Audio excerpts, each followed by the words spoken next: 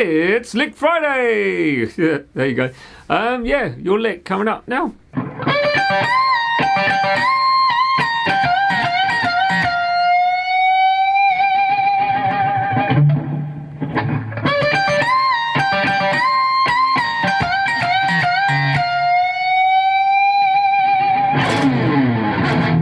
So that's the Joe Perry style lick. It's quite erratic as far as timing is concerned, but it's just not the normal sort of way of playing things that everyone else would normally play them.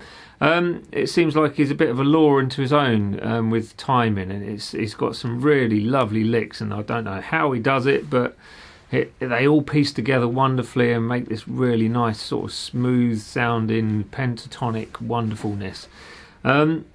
So this particular lick is taken from the solo, or the first solo? I think it's the first solo, in Crying. And it's just a very short pentatonic lick, which it sort of showcases Joe Perry's sort of standard pentatonic thing that he does, which is very rock and roll, as you would expect. And yeah, it's just a nice way to sort of showcase that. I mean, there's obviously loads and loads and loads that we could choose, but this is the one which I'm choosing. So, haha.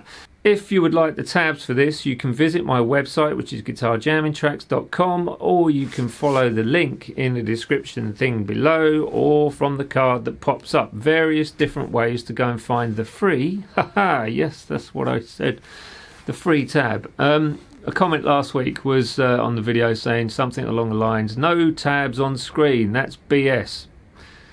Don't know what you're moaning about, to be honest. You get a lesson for free.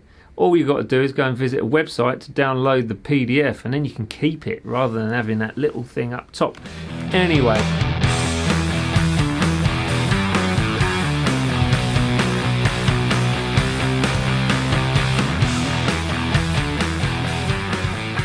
I use this sort of lick quite a lot, except on this pentatonic lick that Joe Perry kind of uses. He uses it a lot as well. And I guess I've been slightly influenced by him because I used to listen to that when I was younger, so you pick things up along the way. So basically what he's doing to start off with is he's got this standard sort of pentatonic run where you bend in the 17th fret on the 3rd string, full tone bend, then you go into the 2nd string, 15th fret, and then the 1st string, 15th fret, and that would be kind of like a rock and roll riff, which is where he would have got that sort of Chuck Berry-esque type thing from. So all that rock and rolly stuff, which obviously crosses over into the music we're playing now. So basically what I do is instead of going through the notes from the 2nd string, so 3rd string, 2nd string, 1st string and then 2nd string, I tend to miss out the 2nd string on the way up. So I go 3rd string, 1st string, then 2nd string. So what Joe Perry would do is, it's a similar sort of thing, but he's adding more into what I would do. It's just the way things go. So I guess I've picked things up from him along the way, but missed stuff out as well. Does that make sense? I don't know if it does. Anyway, I don't know. So breaking this lick down for you then, the timing of it can be quite tricky, so just take it in your own way, make it your own, make it sort of like simple for you to play, and don't worry too much about the timing. It's more about the patterns which are coming out. So we start with that 17th fret bend, 3rd string, full tone. Then you're going straight across to the 15 on the 2nd, 15 1st, 15 2nd. So picking wise, I'm using down, down, down, down, down, up, down. So if you want to just practice that and get that good, because it's quite quick, this part. So,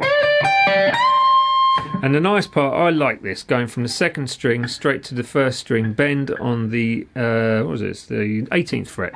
So you've got,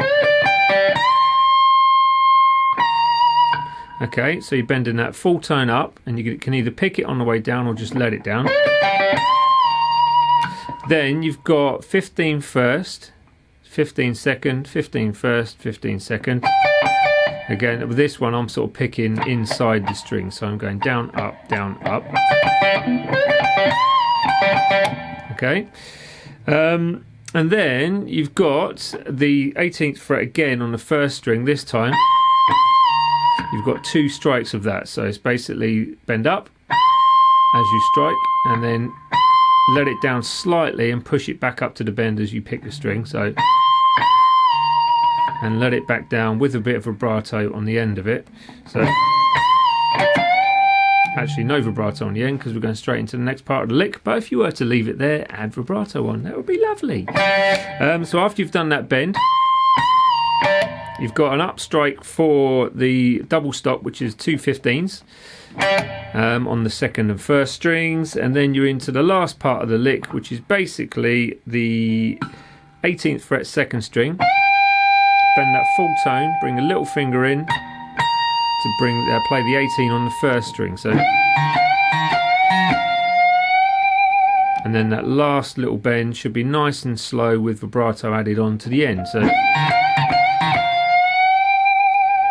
you can take it down the octave and try it there. You can play it in any key you want to, but that's basically the breakdown of this track. So as I said, with these licks, just make them your own. Pick out what you want from them and make it interesting for yourself. Just learn these little things like if you wouldn't normally do that, that's a nice little lick on its own, and that itself is nice if you don't normally play it like that. I will start using it more often because it's something which I've kind of forgotten to use. As I say, I missed out that second string on the way up and just jumped straight to the first string. That's my lick. That's Joe Perry's lick. There you go. So there's the difference. Thanks all for sticking with it. I hope you've enjoyed it. And remember, the guitar tab is free from the website, which is guitarjammingtracks.com. And you can get the... No, you can't. You can get the PDF, but you can also get the Guitar Pro on my Patreon page. Dan's page. That's it. All links below, cards everywhere. Done. Nice. See you next week, maybe. Yeah, shall I? Bye.